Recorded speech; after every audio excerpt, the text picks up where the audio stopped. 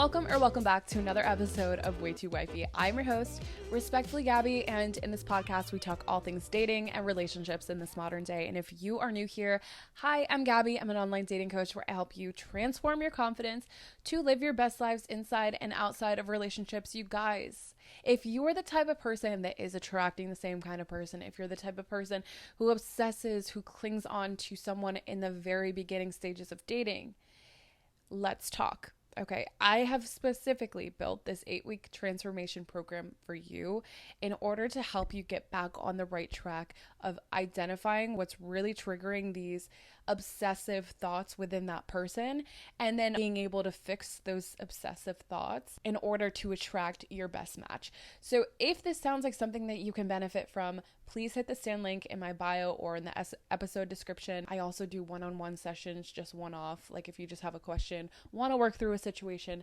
I'm here for you. With that being said, let's hop into the episode. I am going to Paris next week, and I just realized, not just, but like the past week, I kind of like, it hit me. I'm like, damn, I'm really going with 4 other couples and a good girlfriend of mine. And I texted her, I'm like, this is our time to shine, okay? We are about to live it up on the streets of Paris. And like, if we have to run away, so be it. I just think that sometimes you get into these situations and you're a little bit insecure, like, damn, like, am I really about to be the 17th wheel on a semi truck? Like, no, we're not the spare tires. We are literally the lives of the party. We are the ones who are bringing the energy. I actually almost prefer this. I don't know, like, as much as I would want to do Paris with like a loved one, whatever, like a boo, like a bae, this is going to be a good trip regardless, and I'm really excited to see how things are going to go. I'm saying this because I've had so many clients recently like, oh, like I want to get into a relationship because I have this thing coming up, this event that like would be good with another person. But I think the more that you're able to look at things from a different perspective, yeah, maybe everyone else is coupled up, but like that gives me the opportunity to like, now I have all the options and now I can do whatever I want. I can go explore whatever I need to. A relationship isn't going to complete you. I think the more that you look at it like, I have to get someone because it's a bad look on me if I come by myself, you're dating for the wrong reasons. One of the parts that we're going to get into really of this episode is getting really intentional about what it is that you're looking for. Anyways, this episode today is slowing the pace down. Especially for the girlies that I attach myself way too quickly. I rush into the process. I don't know how to slow down. I obsess really quickly. And I don't know how to slow the process down. This video, this podcast episode is specifically for you. We're going to talk about how to slow the pace down. The relationship dynamics that start off really hot and heavy, really fast, and move really quickly, you're bypassing all of the things and overlooking red flags that could potentially be there, and overlooking like values that person may or may not possess that could be a deal breaker for you, but you're overlooking it because you're riding this high of an emotion, and that emotion is not going to be sustainable. So having that expectation throughout the entire relationship is just not realistic to have someone ride this high. When you actually are able to slow the process down, get to know that person on a one-on-one over time, you're really going to, one, be able to clearly think about the situation.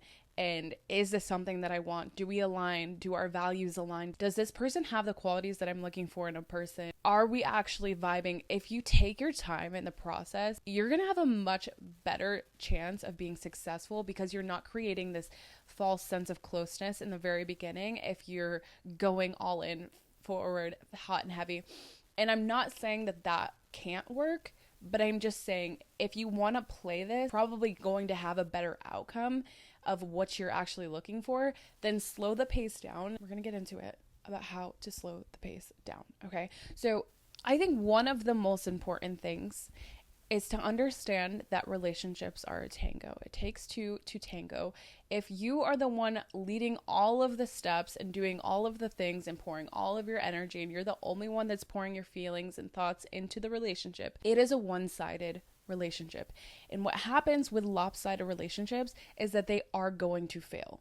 inevitably, whenever that happens, it's going to fail. Learning that art, that craft of a push and pull dynamic is going to make you far succeed in any. And look, I'm going to stop right there.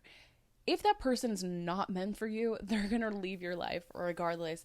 There's nothing that you can do. There's nothing that you can say. There's no act that you can put on to make someone that's not supposed to be in your life stay in your life. And I feel like I need to add that as a disclaimer, because it doesn't matter how many right steps you can take.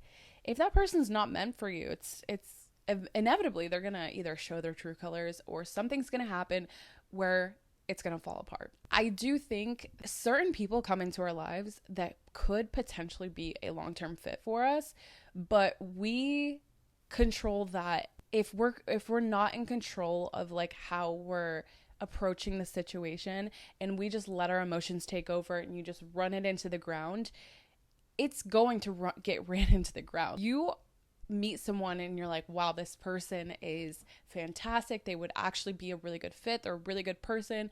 They really check a lot of my boxes. But then you are obsessive and you're clingy. A good example of this, honestly, and have whatever opinion you want, but if you're watching Love is Blind right now, a really good example of this is Chelsea and whatever the fuck his name is. Oh my god, why can't I think of it? Anyway, the Chelsea dynamic, the girl that said that she looked like Megan Fox, okay? That dynamic, she is so overbearing in the relationship and she can't see because she's wildly insecure in her relationship, but she is expecting every ounce of validation from this person. And realistically, like, he's kind of a doofus, but I do think that they could potentially work together if she wasn't so clingy and needed every bit of his attention. So anyway, I think just like a good example of like the push and pull, she's doing all of the pushing and she's pushing him away. When you're pushing, you are initiating, you're planning the dates, you're initiating intimacy, you are initiating the text, giving them the first call, whatever it is, you're the one pouring into this person. When you're doing too much of that, usually the other person's turned off because they're like, I'm really not even, I don't have to work for this. No one appreciates what they don't work for. If you are the one who's pouring every ounce of your being into this person, why would they appreciate or respect any ounce of you? You have to look at it like that. Whereas if you have this equal push and pull dynamic, so for instance, the push we talked about. The pull, on the other hand, is you are standing in your presence. You're taking your time to do the things that you love and the things that make you happy. You're putting your time into your hobbies, your friends, your family. You're putting time into yourself and you're allowing them to come to you, whether that's texting you first, giving you a call first, making plans with you, doing whatever. When you have that balance, that's when relationships are able to progress. But if one person is putting in all of the efforts, that relationship's not going to progress. And being self-aware enough to the fact that you know when you're pushing too much or when you're sitting back too much. Because at a certain point, when you are not putting in any effort, you're either going to think to yourself, wow, this person's doing too much and I don't want any part of it because why are they putting so much effort in and I'm not even doing anything? That person's going to end up leaving because they're like, I'm putting in the effort and nothing is happening here. So why would I continue to put an effort when they're not giving me anything back? And that can go on both sides of the dynamic, but really just finding that equal balance of push and pull. So being self-aware enough to know, when am I pushing? When am I pulling? Am I doing too much of one side? When you are doing too much pushing, there's no space for them to show up for you. So why would they show up for you? Moving the process along, and I get that you really like them, you really are interested in them, you want to get to the next level with them, and your life is starting to revolve around this person. But in order to stop that, in order to pull back a little bit and understand that taking things slow is not going to sabotage your chances with this person, it's only going to increase your chances of it actually working out. Really early on in dating, I think you need to understand first and foremost what it is that you're looking for. And I will say this once, I'll say it again and again and again. I think that you absolutely need to get absolutely clear about what it is that you're looking for. Are you looking for something casual? Are you looking for something serious? There's no in between. What do you want? And it's okay to want a casual relationship. It's okay to want a serious relationship. it is absolutely okay. But I think that you have to get very clear and very real with yourself about what you're looking for. So when you are going on dates, it's very clear, should you continue to pursue this person without anyone's feelings getting hurt, or should you not continue to pursue this person? And I think before, like maybe a couple years ago, I was dating thinking that I wanted something serious, but really deep down I was just looking for companionship. And so I would get into these situationships and I'm like, oh, well, they don't want me, so like, why am I wasting my time? But really, I was so comfortable having a casual relationship. Like, that's kind of what I just wanted at the time. And I think that if I were to have admitted that to myself, I would have taken things so much lighter, because all I was really looking for was just companionship. So getting really clear about what it is that you're looking for, I think a lot of people don't even think about, oh, well, I have feelings for this person, I'm just going to go all in and see where this goes. Oh, I'm just going with the flow and I just want to see where things go. And that's fine. But usually those situations are going to put you in situationships. You're going to be confused. No one knows what's going on. One person or both of you are going to get hurt. So I think it's absolutely essential of figuring out what you want early on in dating, and then going from there. Get clear about what you're looking for is the very first step, but then really looking for something serious. You are the person who tends to go all in on situations, and you focus on one person and you really go in on that one person. Slowing down the process in the beginning is absolutely key if you want it to last long term. If you're looking for something casual, by all means, get into these short relationships where it's all hot and heavy in the beginning. You're going to grow old from that one time or another, I promise you. If you're really looking for something serious, I think one of the biggest things that you can do to not allow yourself to go on more than like 1 or 2 dates with this one specific person per week. Like, you really need to get so comfortable in your own life, in your own hobbies, in your own routine, that that person can't stray you that much. The reason why I say only 1 to 2 dates with this person per week is because if you go to see this person back to back to back to back, you forget about your life, you cancel everyone out, you start to build this false sense of closeness that you really haven't gained that credibility for at that point, because you've seen this person every single day for a week, which you can grow a relationship like that, but your feelings and your knowledge about this person are not in alignment. So when your feelings are surpassing the knowledge that you have about this person, you're attaching yourself, you're obsessing way too quickly. So that's why I say only take it a date at a time, a date or 2 per week, and leave the rest of the week to either go on other dates, see other people, focus on your own life, do whatever you want to do. But really, you should only be seeing this person like once or twice for probably the first like maybe 2 months of dating, in order to slow the process down. Number 2, we're going to talk about texting. Texting is so huge in dating, and I think way too many people rely on texting. It is gotten to the point where like, oh, he didn't text me this morning, have a good morning, like he didn't text me at night, good night. I think in many cases we have unrealistic expectations on texting alone of what you should expect early on in dating. Honestly, you should not expect any texting early on in dating, in my personal opinion. If they do text and that's the relationship you have, then fine. But I do think that texting builds this false sense of closeness, and when you text too much early on, you expect that from them. You start to expect like, okay, well, we have this texting streak where we've been texting 24/7 all day, every day. And now 2 weeks in, he has pulled back his energy. And now I'm freaking out because I think that, oh, what if he found someone else? Is he bored? Is he whatever? It builds this false sense of closeness. And then once you realize that isn't sustainable, it's not something that someone can keep up with. If you really think about it, if you're texting someone all the time, when are you going to have time for real life? There's no time to even focus on yourself. There's no time to focus on your other friends, your family, whatever you need, if you're texting someone all the time. In the very early stages of dating, maybe like first month, first 2 months, I honestly, if you're serious about this person, cut the texting, maybe keep it to phone calls. When you do text, keep it to just making plans, because in person really should be the main event. Like, I want to know all about you. I want to get to know you in person, face to face, talking either FaceTimes or in person. That's really how you're going to grow an emotional connection with someone, not via text.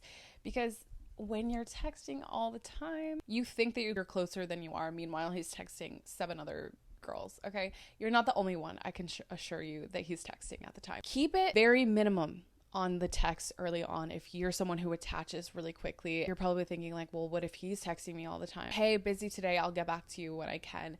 And then just keep it really short of like, oh, like, I would like to see you again, or when am I seeing you again? And if he's not saying the same things, like trying to make a plan with you, then dead it. Because really, honestly, the guys that have been very serious about getting to know me have been really awful at texting. They've been really good at like texting to make a plan or calling me to make a plan. The guys that are really serious about you aren't going to be texting you all the time. And that's not in every case. It's not one size fits all. I know that there are guys that are really big on texting, and that's fine. It is what it is. And if that's how your relationship started off, then good for you. I'm really happy for you. But I would say if you're the type of person who attaches quickly, this is a really good opportunity for you to pull back your energy a little bit and not allow that your feelings to escalate. The next one is having intimacy. You know what I mean? Having sex. If you are the type of person that I used to get into the habit of like, okay, well, I would think that giving someone my body meant that we are closer than we actually, like, that's gonna draw him closer to me, that he's gonna think, wow, like, she's so great, and how great of her to give me access to her. The guys don't think like that, okay? If anything, it may turn him off that you're having sex with him too early. So being able to keep things until you know for sure where their feelings are at. I always say you shouldn't be sleeping with anyone if you guys aren't clear about where this is going, because that is like the most intimate thing that you can do with someone. So if you are having sex and neither of you are on the same page about where the relationship is going, one of you are going to get hurt. It's going to be confusing, and you're going to be like, wow, that person was an asshole, whatever, play the victim here. But you also didn't get clear in the very beginning about what you wanted and what you were looking for with this person. So whose fault is it really? And honestly, I don't think it's going to ruin your chance. I've said this again. Have sex whenever you want. Do it whenever you feel comfortable with someone, right? But I just genuinely think it's going to be different for everyone. There's people that I know that have had sex on the first date and they're together and they're happily married and everything is fine. There's people that I know that have waited months and it's still crumbled. Time doesn't necessarily matter, but if you're someone who attaches quickly, it does matter, because that is one thing that will make you think that you are closer to that person than you actually are. So if you're someone who's attaching too quickly, slowing that process down is going to make you go into the situation with a clear head. Really, you just want to, in any of these cases, you really just want to allow that person the space to think about you clearly, you think about them clearly, and slow the process down so you can both go into this with a clear mind and it's not so rushed. There's not expectations very early on. No one feels pressured. It's just an easy flowing, steady going relationship, okay? And if that person's not willing to wait, it's kind of a red flag, because if that person's rushing into a relationship, if they're like, no, it has to happen now or never, like, that should be a red flag for you. If they want to see you at all times, back to back to back, and the energy's there and the connection's there, I get it. I've so fucking been there. I've so been there. But every time that I've done that, I've regretted it afterwards, because in my mind, it, like, personally, I've neglected myself. I've neglected my own needs of a steady habit, going to the gym, seeing my own friends and family. I've neglected my business, my life, because I've poured everything that I've had into this person early on when they haven't even earned that part of me yet. Slowing down is really only going to help if you want to build a successful long-term relationship. And I don't necessarily think that this is the case for everyone. But genuinely, if you are someone who attaches quickly, slowing the pace down and slowing down the vibe, you're going to far succeed. This is going to keep your emotions in check, I promise you. Lastly, is keeping your options open. I've talked about this before. I'll talk about it again. But the more options, maybe not the more options, because I don't want to put too many options. I don't think you should have too many options. I think a good 2 to 3 people that you're entertaining at once in a steady flow of seeing and going on dates, whatever, not necessarily definitely not hooking up with, but if that's you, then do you. But if you're looking for a long-term relationship, probably not the best approach. You narrow it down to one person, you put all of your energy into this one person, and then it doesn't end up right. You're gonna regret pouring all of your energy into that. There's this one situation that I can speak about that really, I think back and I'm like, damn, I should have played my cards better.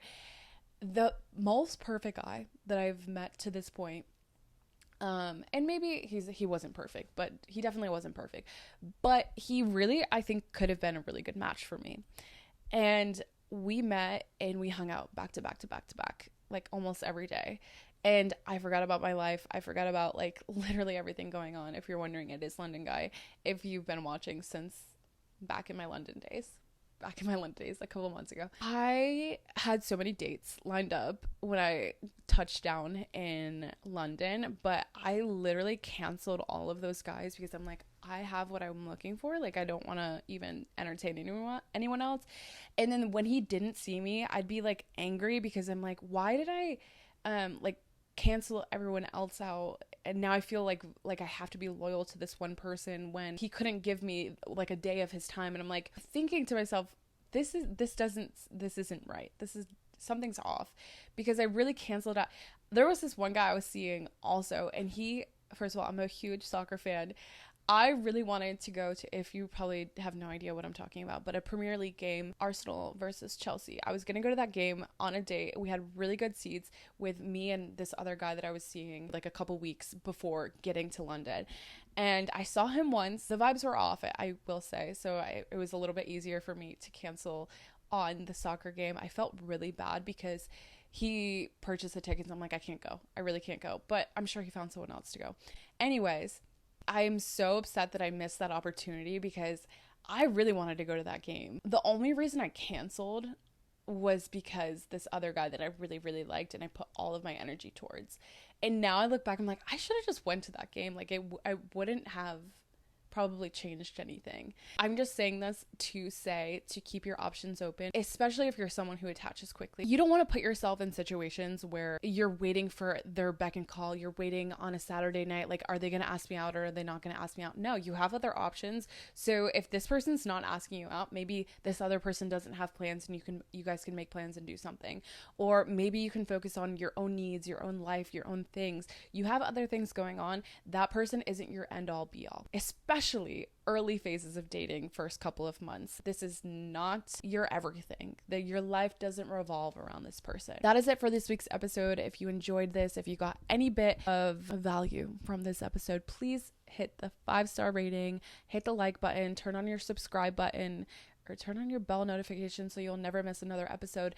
And I will talk to you all next Tuesday. If it's not next Tuesday, it'll probably be next Tuesday, but there's going to be 1 week where I take off in March, so I apologize. And yeah, I'll see you guys next week.